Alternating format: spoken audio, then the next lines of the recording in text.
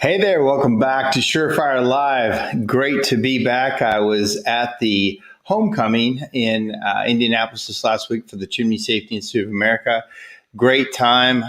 It was great to see everybody and kind of start to have something where we kind of get back together. I've never wore the headphones before, but I noticed that on some of the playback there was an echo. So I'm trying the headphones so that there's no echo on the playback, and we'll see how that goes. So tonight, very big pleasure of mine to have my guest on, Hope Stevenson. I've been really good friends with her. I actually, since I knew her dad before, and then he was a big impact on my business and a mentor of mine. And then Hope came along, and we'll talk about her story, but known her for a very long time, and she is a huge influencer in this industry. Again, this is a two-way conversation tonight on SureFire Live. So I watch the comments, I play the comments. When you have questions for me or Hope, please put them in the comments. I've already got one tonight. And Chad says, nice ears. So yeah, we'll see how this goes. As long as it sounds good, that's the main thing. So with that being said, I'm going to bring on Miss Hope. So Hope Stevenson, welcome. Thank you. It's good to be here. I don't have the ears, but I made sure the hair covers. So you look much better than I do. So welcome. Yeah, Chad also said it sounds great. So I think this was an improvement. So that's great. Hope Stevenson, welcome. How are you doing? What are you doing these days? What are you up to? So right now I'm currently in Arizona, which is still blazing hot out. So that is no fun. But so I've just been traveling a lot, which is great. So kind of back in the swing of things with business and, just got to spend time with you in Buffalo, New York, which we're going to kind of talk about mixed groups, but yeah, that's a trip that I did recently. So it's good. That's what I've been up to, just traveling, trying to stay out of Arizona as much as possible. Yeah. So let's talk about who you are. A lot of people know Hope Stevenson, and they knew your dad as well. Why are you in this chimney business? What have you done? And then what are you currently doing? Okay, perfect. So I'm going to start way back. And my first memory of the chimney business is actually back in Mount Pleasant, Iowa. It used to be Heatilator, which are now Hearth and Home Technologies. But my dad, who was Dave Pomeroy, most people knew him by Dave, he worked for Heatilator, and he was their overnight shift manager. So they would run 2 shifts. So he was in charge of the production line overnight. So back in, I won't say how long ago it was, but it was a while ago, my sister and I and my mom would take him food in the middle of the night. And as a little kid, running around the manufacturing plant, this is, not pre-OSHA, but before, that was a big deal. And I got to see how these fireplaces were manufactured. So I always tell everyone I grew up in the business, and essentially I did. So because from there, Dad worked for a couple manufacturers. And then when I was about in high school, he started his own training and consulting company.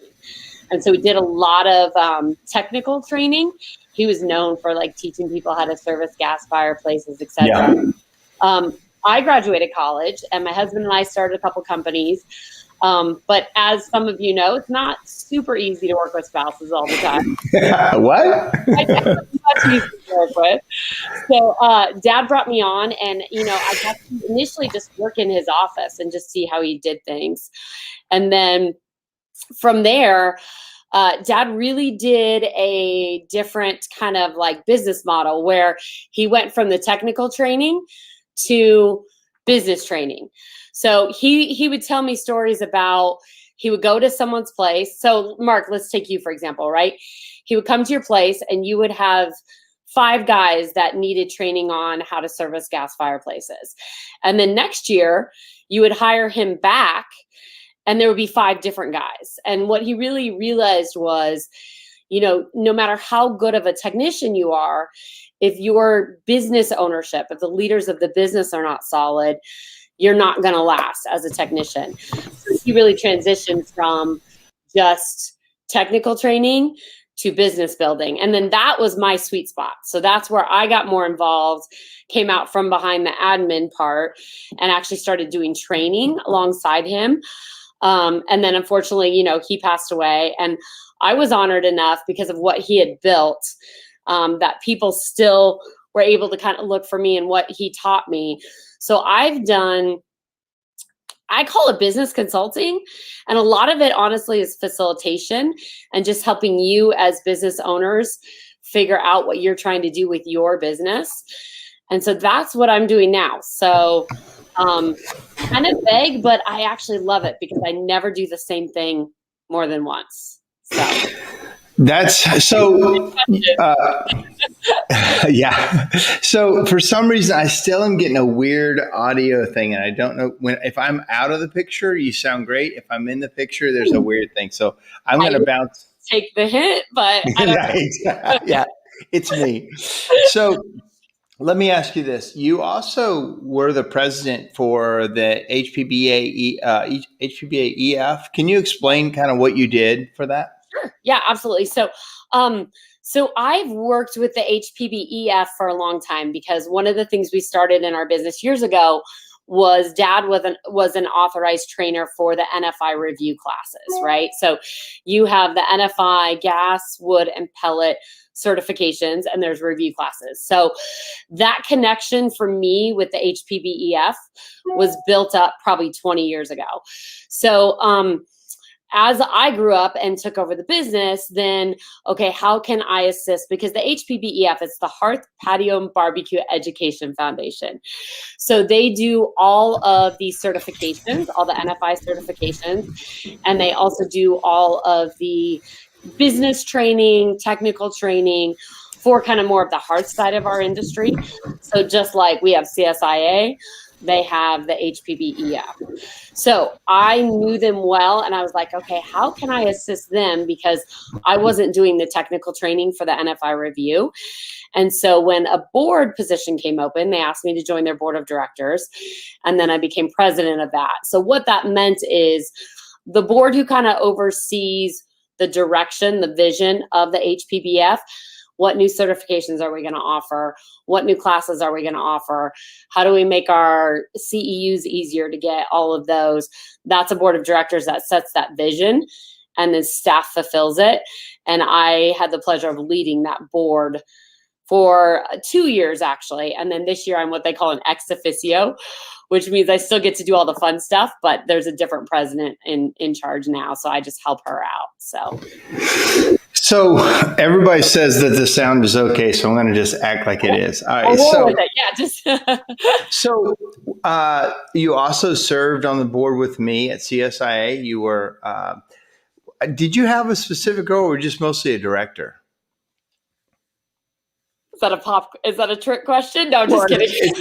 It's explaining what your role was. Yeah. So I actually served as a director, so just a regular board member. There was a couple years where I served as secretary. And then within that, so that was actually most of all the work is done by staff. Typically your secretary would be sitting there taking notes, etc. But we had amazing staff, so they did a lot of that. But I would say the biggest thing for the board was I was the chair of the governance committee, which is just kind of recruiting volunteers, just kind of keeping that list of people that are interested in volunteering and what that looks like. You don't know this, but you're going to be asked to do that again. Anyway. I actually got the email earlier today. Okay, yeah. You're going to be asked to help with that role. We're going to be bringing on some new people on the board, and we want to have basically non-board people, bring the people together and then make recommendations. So you're going to be, thank you for it sounds exciting to move how we did it for a long time, to move it to a new level and have a different method to do it. So, you're the right person for that. So let's talk about what you do a lot of now, which is mixed groups. And that was the main, we just did that. And mixed group is management information exchange. Yes. How did you get involved in mixed groups, and why are you kind of the person doing them? Right. Okay. So that is everything, all the credit I can give, I give to my dad. That's kind of, it goes way back to him. So the mixed groups, and Mark, you may even know more about this than I do, but the mixed groups previously existed prior to my father and myself. They So did. groups within the industry. And I know Clay Lamb was a big part in starting them, not the part in starting them. And he just got together a couple companies across the country so no one competes with each other, and got them together to be like a peer group and a peer review. I think there was two of them at the time, and one of them reached out to my father and asked him to come work with them and facilitate a meeting. So he started that, and then he reached out to the second group and started facilitating theirs. So then and I would come to meetings with him. In fact, I was trying to remember when we first met, and I think that's when it was. I think you were in the mixed group. It was. Okay. My dad was the facilitator, and I think I overate one night at dinner and stole all the scallops, and you gave me I don't know. Well, let me just give a little background to that. So I was in a mixed group, and Clay Lamb did help start these, and I think they came from kind of from the HVAC industry, and he had heard about them, so he brought them, and they had formed them. But what happened was somebody in the group, one of the companies was the facilitator, and it kind of moved around different facilitators, and it could kind of really go off track really easily and not have it didn't have a real formal meeting to it. And then we found out your dad was facilitating for another mixed group. And we're like, we need that. We need somebody that kind of, keeps everybody on the right track. You don't go down rabbit holes. You don't go down war stories. And we have an agenda that we meet. And so your dad brought that organization to it. And then, when you took over from your dad, I've said this before, love your dad, but you're a better facilitator of those meetings. You're tough, but you're still fun, but it's better than just a peer group where a bunch of businesses get together. Somebody needs to run the show, and that's what you do. Yeah. And so it's interesting you say that, because my dad, if you look at different personality types, right? And there's one study that I do, and my dad was a high director, right? Well, most of the guys and ladies in the group as business owners are directors, right? So you've got a director kind of keeping a director in check. Well, I actually test as what's called the socializer. Mm-hmm. And so that box is one of the little boxes that can keep up with the director, but we're a little bit more flexible. So my personality just naturally speaks towards that facilitation a little bit better than Dad's did. So, what's funny is that Hope and I have taken these tests together, and we're almost the same person. We're twins. We're twins. We work well with directors. We're facilitators, and here I am facilitating, a show. It's just what we're wired to do. Yeah. So explain to everybody what happens in a mixed group. Now, I know there can be different agendas, but tell everybody kind of why would they even be interested in coming to one? Right. So the main concept is that you have within your peer group, right? You have, okay, here's my business and here's what I'm trying to do. And now all of a sudden you have 10 qualified advisors or more, right? Because the idea is anything you're trying to do, either someone's probably already done it or already failed at it, frankly, or wants to try it. So the idea is that you're doing things in your business, you can get feedback, you can get input from all these other groups who are very like to yourself. Right. So each group, there's two existing groups, and they each have their own set of bylaws. They each do things their own way. It's not like an organization that it's a mixed group. It's not a legal entity or anything like that. It is just a group of people who have gotten together. So, but the general premise is that you take turns visiting each other. So, Mark, like in your group, I think you guys have 10 different companies in your group, and there's a rotation. So every meeting you go to a different location, and we call them the host company. So, for example, we just went to Buffalo, New York. So the company that was in Buffalo, that's where our focus was. Whatever we could do to go in and help them is what we tried to do. But at the same time, you got to learn from all the cool things they're doing. Right. So there's different formats, and we try to mix the format up a little bit every time. But ultimately, it's getting advice from different companies on what you're trying to do and what your goals are. So let's talk about literally what a meeting's like. We will fly into a company. Yep. Normally it's 2 meetings a year, so it can take a couple years for the group to get to your company. We fly in, we have like a dinner. Sometimes it all changes, but one of the things that we start off with is best practices. So all the companies go around the table and they bring like what's working for them, what's new, what is maybe even what failed, and what are your best practices. And so over the first day, we're actually not into the other company. We're kind of into our group as hey guys, this is what's working. This isn't what's working. It's very open format. And do most groups or do the other groups do that as well? They do. They do. That's one of the key components. So there's a couple components that I think all the groups have decided, and I think they're really important, are part of every meeting.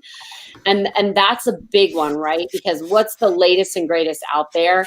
What are other people trying that you maybe haven't even heard of yet, or a small tweak? So yeah, the idea is that you share new ideas. Yeah. Yeah, and usually it's a matter of we literally go around the table and everyone talks about their new idea, maybe demonstrates it. We do the projection, and if people have a presentation they want to give, and then there's time throughout the rest of the meeting. If you're interested in that one person's idea, we have time that day to ask questions. But the big thing is that if I liked your idea, Mark, and I usually do like your ideas, the next day at lunch, when you and I are sitting beside each other, I can ask you specific questions and kind of pick your brain to another level. So it starts the conversation formally with the big group, but then now I have someone I can go directly to, get more questions. Or then if I go back and implement it, I'm emailing you, I'm calling you, I'm texting you, because the groups meet twice a year, but a big part of it is that network lasts all year long. Right. So as I'm implementing an idea you gave me, now I've got like this coach helping me in that idea because they're one step ahead of me maybe. And so it's a cool ongoing, it's not just the meetings where the best practices comes in play, but year round. Yeah. And sometimes, like what happened in Buffalo, one of the members had a great idea and we all loved it. And then I had another idea to tweak it to make it more accessible for everybody. And the collaboration, I had it, but the collaboration piece, like this person brought something like, what, that could be added to this. And now we've got something that's more usable. Yep. And I think that's the magic of the group. There are some really, everybody is really working on moving, changing, getting better. And that's kind of also the culture of our group too, is you kind of got to be moving the needle forward, but we're all helping each other, move it 1 or 2 or 3 or 10% sometimes. Yeah. So there's that accountability piece to it, right? Because you're going to go in front of that group and have to present a new idea that you've implemented and have worked on, right? Exactly. And everybody's cool. Like we don't shame each other or anything like that. But there's a little bit of peer pressure, right? That you've got to try new things. You've got to be innovative. You've got to come to the table with something cool that everyone's expecting you to show. So it's kind of a little motivator too, at the same time that it is a resource. So one of the next things too that happens is usually the host company does a presentation. And I always like that because the host company, one, kind of tells you the state of the union for their business. They tell you the good, the bad. Sometimes they introduce you to, on paper to all the employees. They tell you, because we're there to work on a company for several days. We're there to dig deep, to get in, to open it up, we're not polishing everything. We're digging in and looking at what's tough. And some of those meetings I've been in a lot of them. They can be very emotional. They can be raw. They can hurt. When they came to my company, they did what's called a SWOT analysis, strengths, weaknesses, opportunities, and threats. And we did that a lot. And that's hard. When they start getting into your weaknesses and your threats and your opportunities that you're missing, it's like open heart surgery with no anesthesia. Yeah, with no anesthesia.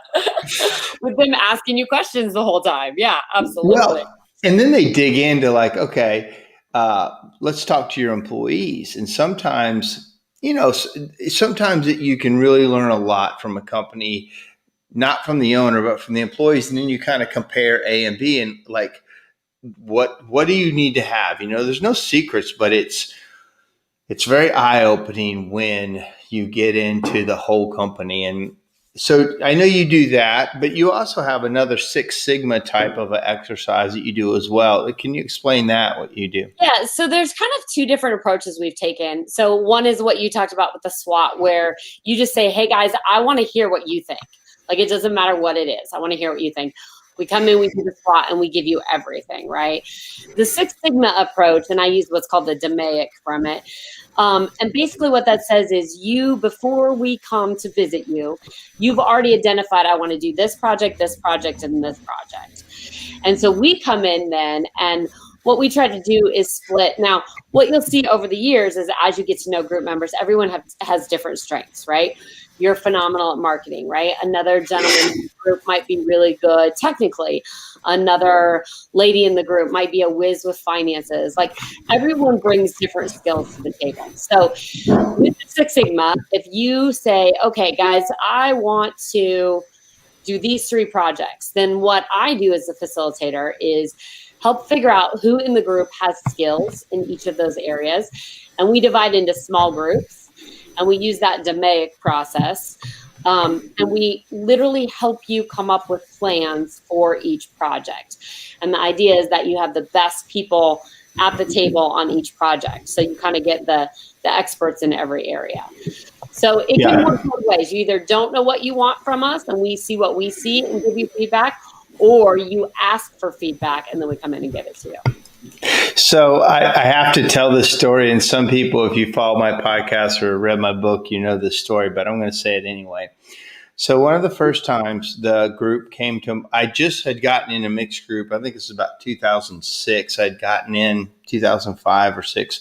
And by the time I came up for them to come to me, I was going through a really hard time in business. And actually, right before they came, I had to fire everybody. I was back down to me. I'm like, I don't know what you guys are going to look at. I'm a wreck. I'm by myself. And so this was like 4 or 5 months before they were supposed to come. But over that time, I brought some people back. Well, the group comes in and does a SWOT analysis on my reformed crappy company. And we go to dinner that night, and they started calling me SpongeBob Stoner Pants. And which was super frustrating, but true. You're saying it politely, super frustrating. Yeah. So literally at dinner that night, because we go to dinners, literally that night, they brought a SpongeBob knockdown. You put the sand in the bottom, you blow it up. They set it in front of, we had dinner, and they set it in the middle of all the tables. And so everybody was knocking it down and watching it pop back up, and basically making fun of my leadership management style. And it was so terrible, yet I'm laughing the whole time because I needed to take that beating. I needed to take that reality of her life. And some of them were just as bad as me. And that was some of the funny parts. These guys are making fun of me. They got every problem I had. Yeah. But it was a real eye-opening experience for me to watch how my leadership was kind of found out by the mixed group. And they're like, here's the problem. Because when you get around other peers, it's so funny. You can see right through the problem. Like, as they're talking, if you've already experienced it, you're like, man, I get it. And here's how you fix it. How often does it turn super helpful but hard? Every meeting. Yeah. almost every meeting. And I'll be honest with you, if it doesn't, that means we didn't do a good job, right? Yeah. So, but with it also being super hard, there's a safety in it, because what I admire about these groups is how you guys just create like this really cool bond. Like, it sounds weird, but I know there's like bonds when you go through tragedy together or when you serve on a mission trip together. Right? I think the mixed groups, like, I just called it a tragedy, but I think the mixed groups create this bond, because as hard as it is, these are people that you trust, that have your best interest at heart. And you also have seen their weaknesses, and they have to be humbled if they haven't already next, right? Yeah. So I've seen it get hard a lot, but I've never seen it get hard without the intent and care behind it that makes it a good experience. Exactly. And it's not a place for egos. It's not a place for chest pounding. It's a place to get real and and help each other out and understand that everybody is at different stages of the game. A lot of it is due to that's the game you want to play. Some of it's you're like, I'm at this stage. I really want to go to that stage. How do I do it? But there's other people that are like, hey, I'm here. I just want to get a little bit better in this area. And it's really, it's probably been the best thing I've ever done for my business. I mean, like every meeting, not necessarily, but as a collective, I always take something away. I always come back with notes. No matter what level company is talking, they probably do something better than me, and same and vice versa. Now, sometimes the bigger companies have already handled those problems and they've already got the answers, the policies, the methods. And sometimes you're still going through it, but no matter what, we all learn from each other. I got a couple things from Cody Whitwood.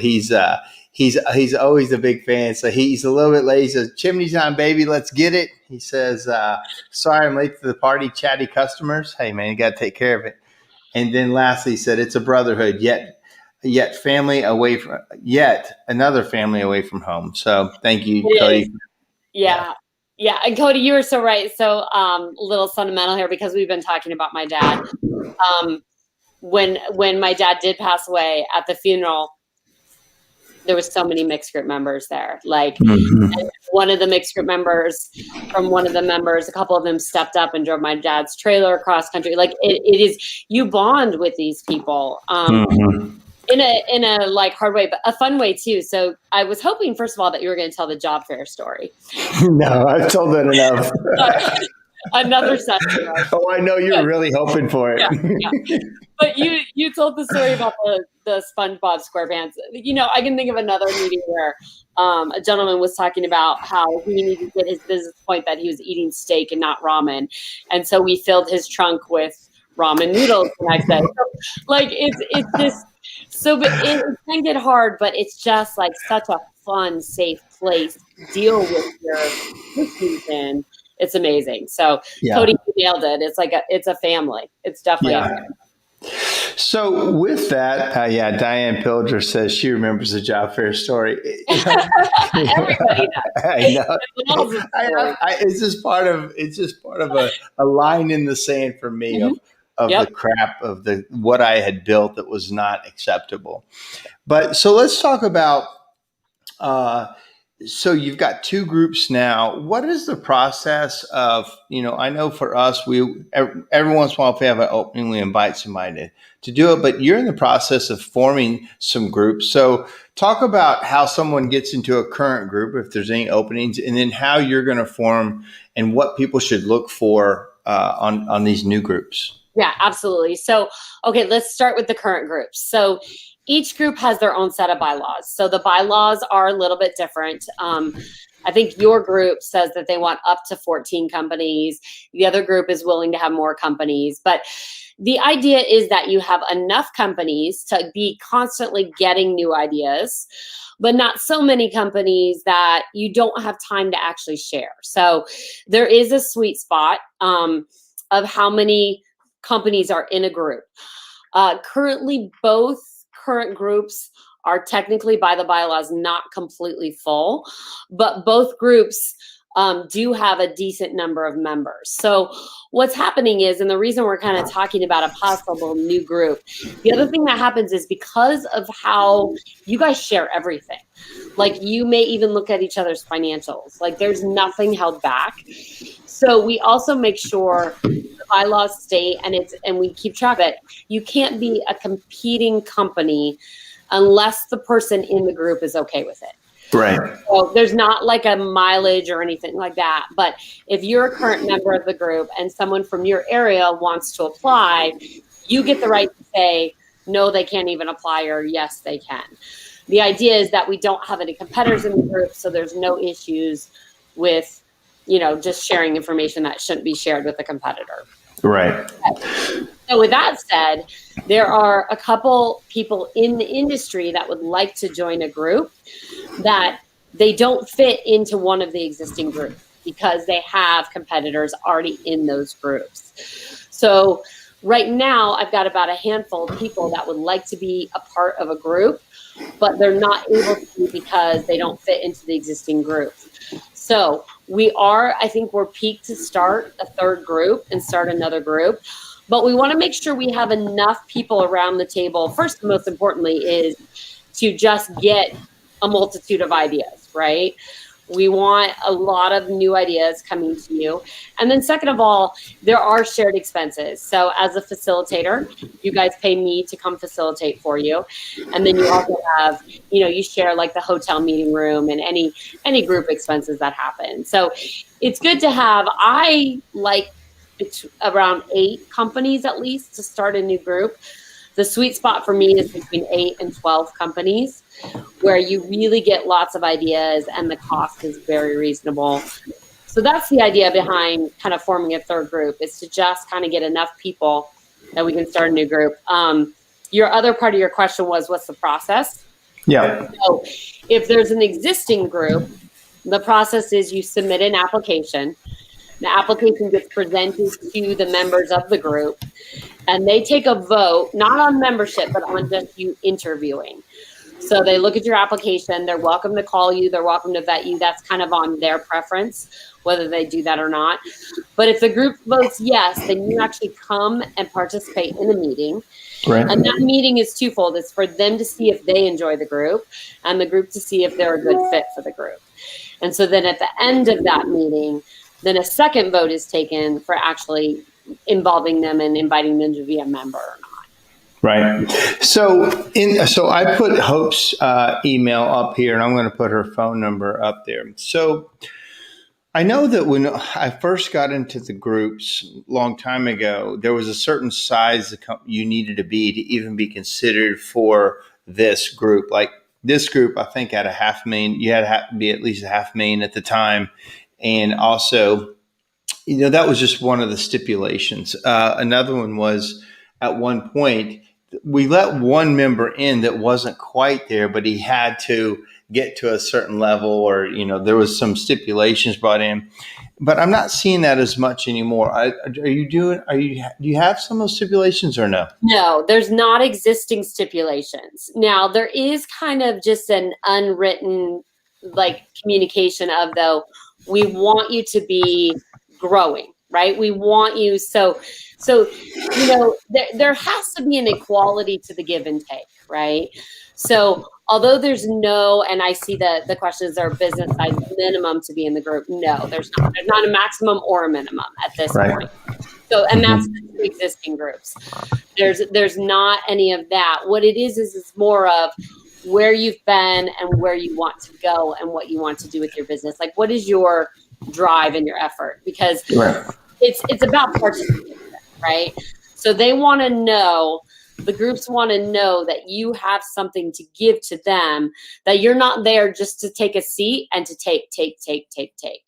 Now, giving can look a different way. It doesn't necessarily mean you're a big company or a certain size company. It's more about your effort in participation with the group and how innovative you are, frankly. The new group, no, there won't be any. And what will happen is we'll kind of take everyone who's interested.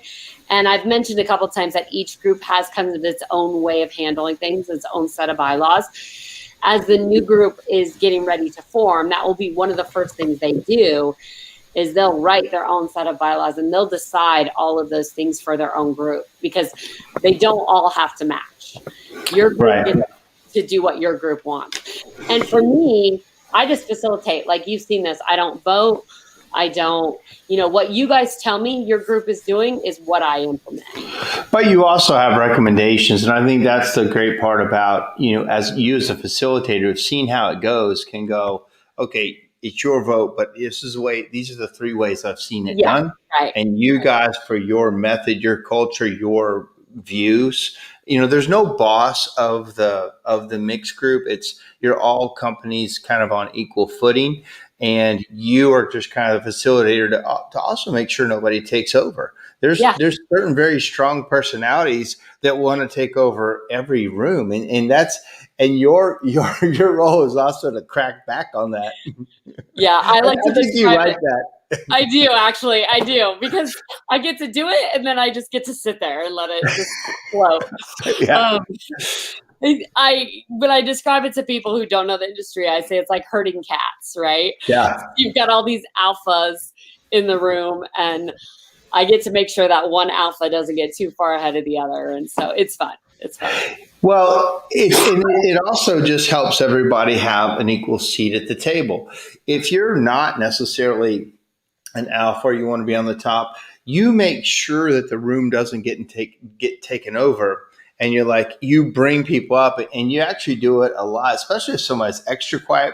Some people are super quiet, yet very insightful, but they won't say anything. And you'll bring that out of them. You'll notice it. And you'll also knock down, people like me or Chuck Hall or somebody when we're getting too takeovery.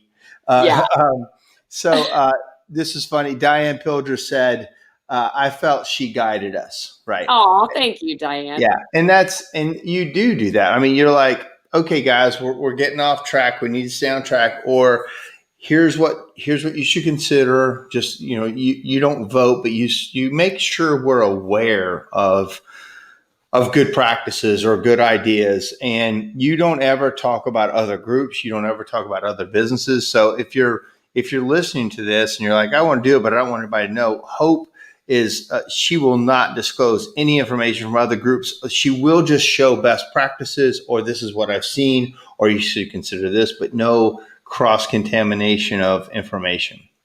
Right. Yeah. And I think that's really important. Because I have access to a lot of all the companies, and a lot of them compete directly, but that is not my role. I'm not a group member. I'm not there to take the information and use it. I'm just there to be a resource to make sure the information comes out. So So there's a couple of people on here that say they are interested. Chad Murray says, watching Hope firsthand was truly watching an experienced business owner, a whisperer. Jack, can I steal that? That's awesome. And I'm very honored that you said that. Thank you. She is that way. She doesn't like I call her this, but I call her an alpha female. And you just are. You just have that way of you'll absolutely crack down on somebody, but we all yeah, she's right. Yeah, she's right. We all.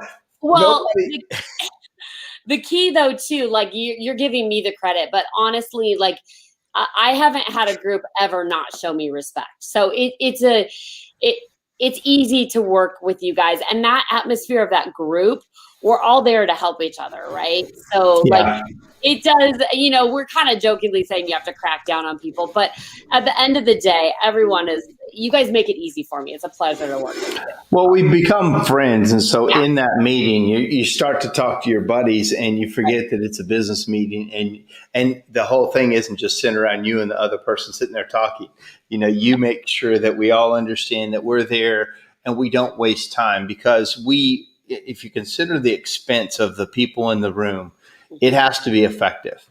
It has to be super effective. And you're very cognizant of that. And also we're there for the host company. Yeah. That was a thing that I always took away. If I'm going to come to your company and work on it for a couple of days, don't waste my time. I'm going to come, I'm going to spend my money. I'm going to give you all my good ideas. Don't let me check back on you in 3 or 4 years and you haven't done anything with any of our information.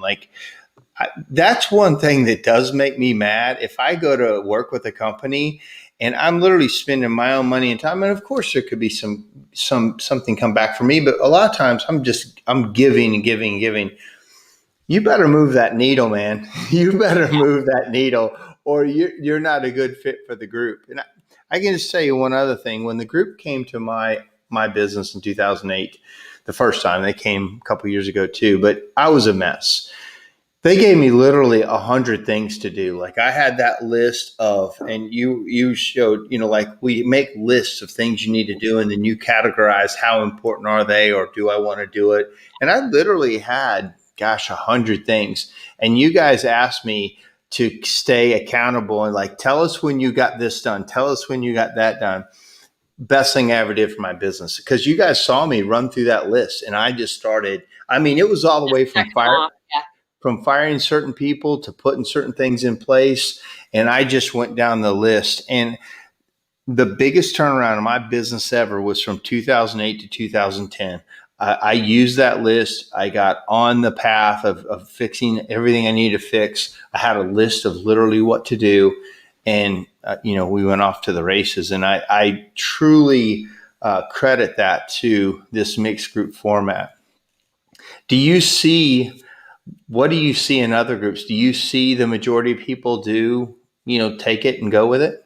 Yeah. So I would say, everyone always asks me, I'm going to answer your question, but I'm going to back into it a little bit. Everyone always asks me, like, how long should someone be a member of a group? And really, there should be a natural attrition to the group. So as long as we come visit you, and then when it comes your turn, when we go around the table again, it's your turn 4 to 5 to 6 years later. If we see movement and we see improvement, you should still be in that group, right? As long as you're continuing to move, continuing to grow. And I don't mean grow as in revenue. I mean, like, you're deciding what you want for your company and you're accomplishing it, whether it's, better employee morale or, better customer service. The groups are not just about numbers. Sure. As long as you're moving, you should be a member of that group. So do I see that a lot? Yes. And what I've seen the group do that's really cool too is if they don't see you moving, that's where that accountability piece comes in. So you ask, what I see as a group. So that's been a really useful tool that I've seen in a couple other groups besides yours, where they literally had a partner work with that host company, and they would be responsible to report back, assign one-on-one partners. They have to report back at the next meeting. Like, you're answering to your peers, and you said how hard it can be. They're not easy on the backside either. So, it's good motivation, but it's also accountability that we don't always get from ourselves or by going to a convention or going to a training seminar, right? Like, it's unique in our industry to have the education piece and the accountability piece all wrapped in one. I mean, really, how can you? Because like when you're at a convention, the person that's talking to you is listening to you, and they only know one side of it. They know the part that's coming out of what you're telling them. Yeah. When you do a mixed group and you go to the business, the best thing about a group coming to your business is they see stuff you can't see. You're too close to it. You're right up against it as a business owner. You can't see it. You're just right up against it. So when 14 other businesses come in, or 10 other, whatever, and they can see the whole thing, they're not as tied to every decision like you are. They can question it. And sometimes if you really are good about it, you question it too. You're like, I don't know why I never thought of that. Just some super simple stuff. I remember going to a guy's business, and this wasn't in a mixed group, but I walked in, and he's got a really nice business. He's got all his trucks parked inside, and he had a really nice building and everything. He used to work for the fire department. It looked really great. And he's like, yeah, I'm about to run out of space. I'm going to have to add a whole nother wall right there. And I'm like, why? He's like, well, we're out of space. I'm like, you're parking all your vans inside. You got tons of room. Pull the vans outside. And he's like, oh my gosh. He goes, I never even thought of that. I said, you got all kinds of room for days. Pull the vans outside. And he goes, I've just been in the fire department my whole life and always thought you had to pull the vans inside. Now, there's nothing against pulling vans inside, but if you run out of space, so that was just something simple where you're too close to it. Yeah. And so the beauty of the mixed group too is you get 10 of those suggestions, right? Right. Yeah. I always say seek the advice of 10 rather than the wisdom of one, right? Because that's good.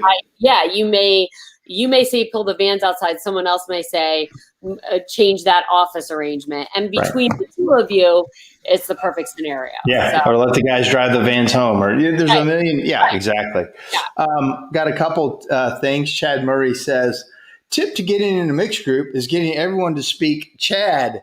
Be prepared because you'll be interviewing from app to vote. So from the application to the vote. So he's right about that. So you're on a bit of a check, but you're checking out the group too. There's times you get into a group, you're like, I don't have time for this, or this isn't going to do my thing. So it's a two-way street. Cody Whitwood says it's all about accountability. And hello, Diana. Welcome to join us. She's a certified sweep up in Kentucky. She came down and took the test, I think back in this several months ago at the Business Symposium. And then Cody Whitwood. That's amazing. Yeah, I love she is. Yeah, she's a go-getter.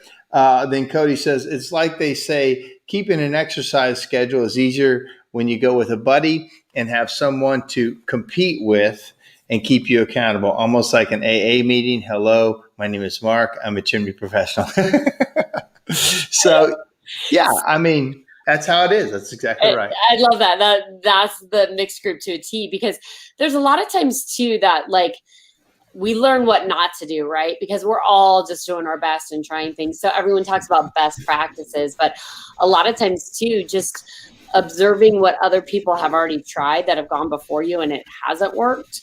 Right. Invaluable too. So I remember I was in a meeting one time. We were talking about using drones a lot.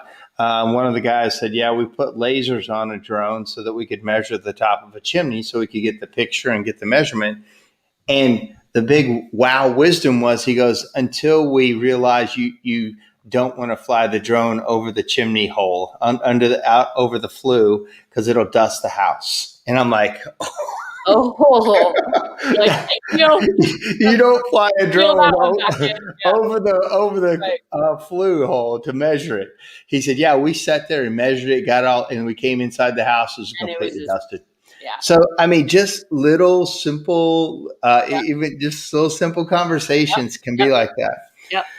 So what else? We've got about 10 more minutes. I like to keep it right at an hour. So they can, I didn't put your phone number on here either. That's her email, Hope at dpstconsulting.com. Also, I've got your phone number here. And what's the process? Somebody wants to do it. What's next? So just get a hold of me, email me, text me, call me. At that point, we would, and so I have to be fair to all the groups. So at that point, you would tell me, would you like to look at being a part of a new group that's newly being formed, which has a bunch of positives because you could help form it and help decide how things run. Yep. Or if there's an existing group. Now, the group lists are public information. So I don't share much about the individual groups, except who's in the groups. Obviously, that has to be public information, because you need to decide if you would like to be a part of a certain group or not. So contact me. At that point, you can tell me, because I have to be fair. I don't try to place people, because I need to be fair to all the groups. You can tell me, are you interested in a new group or interested in looking at if there's an existing group that's available to you? Second step there is we'll make sure that there's no conflicts. If you do say an existing group, we'll make sure that there's no one in that group that would be in your area that would be any sort of conflict. Yeah. And then from there, you would fill out the application, fill out the questionnaire. So clearly, if you wanted to get in one of these, time is of the essence. So you're the first one to put an app in. So therefore, if your competitor jumps in, you had your app in first, at least to be considered for the group. Right. And so, and also, like you said, you can kind of guide it. Michael said, been trying to put something together locally with mixed industries to share ideas, but this makes so much more sense. You know, to your point, it does make a lot of sense to do other groups outside your industry. I'm in a group called Entrepreneur Organization, EO, and nobody, of course, is in the chimney business. They're Amazon sales to all kinds of real estate. I mean, it's completely different. I get a lot out of that group. I can tell you, I get more tangible takeaways from this mixed group than anything I do. I do BNI networking. You always learn something there. Chamber of Commerce is EO. But I'm just telling you, this mixed thing with other chimney companies, you speak the same language. You're fighting the same battles. You might be at different times, but there's literally nothing like this. Yeah, it's a camaraderie. Like I compare it to the military, right? Like if you're in the Army and I'm in the Navy, yeah, there's something in common if we hang out and we have that same connection. But if we're both in the Army, there's a whole nother level just connection and camaraderie. So. Yeah, that's a great point. Then Kevin Russell, our buddy Kevin, he's listening. He says, sometimes you just need a steering wheel, easier to learn from others' mistakes and lessen the timeline. Mm-hmm. Yeah, absolutely. So, all right. So I think anything else you want to talk about mixed groups on this or anything else? We can talk about anything. Anything else? The Dodgers, right? Let me ask you this. The Dodgers. Let me ask you this. You get to talk to tons of chimney companies. You've done this for years and years and years. A long time. That's what we're going to leave it right there. A long time. So long. So long. What's the main couple hangups in our chimney industry that you see over and over? Like if you what are some things that you're like every time? I'm like, what are they? Okay. So I think, and it's interesting because it's exactly what I talked about earlier. It is the biggest hangups are the business owner not becoming a business owner, right? It is the owner of the company still living in the mindset of the amazing technician that they are. Gosh. So, yeah, and that's what Dad saw, right? Is the leadership of the company is make or break. So I think one of the biggest things I still see is as owners, and I'll speak for myself too, because my husband and I have a couple construction companies. As owners, we don't get out of our own way. Like we're in our own way. So, and so when I look at what are the biggest hangups in the industry, and then I look at how can the mixed group speak to that? And this one for me is huge that a mixed group, like you said, they tell you what you can't see yourself, right? Yeah. So they will tell you if it's you or if it's not you or if it's whatever that is. So yeah. I mean, if you're SpongeBob Stoner Pants, they tell you. Right. I think the other biggest thing I see hang up in our industry is the fact that we look at our industry too much. I don't know if that makes sense, but I'll try to explain it. We have a service business, and what we do as service businesses, it doesn't matter if we're doing chimneys or we're sweeping or cleaning carpets or we're servicing HVAC. The concepts behind the business, pricing, customer service, employee management, they're all the same. Yeah. So I think we get into this mindset of we're special, or like we have it harder because we're sweeping chimneys, or we give ourselves an excuse when it shouldn't be that. Does that make sense? It does. I had to actually communicate that before. So no, I mean, I talk about kind of a similar thing you said before, which was almost every one of us is an expert technician and a novice business owner. And a lot of people I see still take a lot of technical classes, although they run the business, instead of a lot of business classes and leadership classes and, self-development and things like a mixed group. We don't talk chimney at all. We talk about the problems of chimney, but nobody talks about how to mix mortar or how to pull a liner or, what chimney cap is. That's not at all what the conversation's about. And I think a lot of times the chimney guys love to talk about technical, but that's not really what moves your business. Yeah, it's their comfort zone. That's why they love to talk about it. Yeah. Yeah. So Andy Grantham said right here, shout out to Hope about a great class she taught years ago, the 8 steps of great customer service. Would love to hear that class again. Well, thank you. I would love to give it again. That's actually one of my father's classes. And obviously I've tweaked it over the years, but yeah, and that's the cool part is you tweak it over the years, but great customer service doesn't really change. Like there's some basic principles to it that last the test of time. So yeah. Well, Hope, you are a true gem to our industry. What you're doing with mixed groups, I can speak personally, has been one of the best things ever for my business. Guys, if you're listening and you need a shot in the arm that's going to make your business better, this is definitely one of the best things you could look at doing.